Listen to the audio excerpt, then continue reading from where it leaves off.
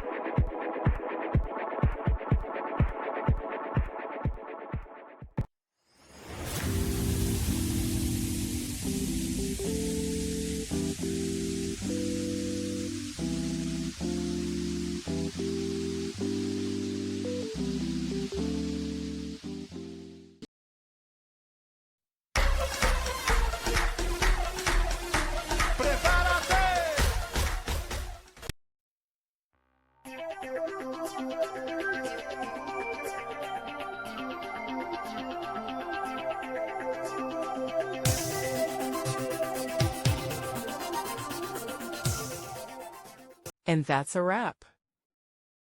I hope you found the answer you were looking for. If you did, take a second to hit that subscribe button. It really helps out.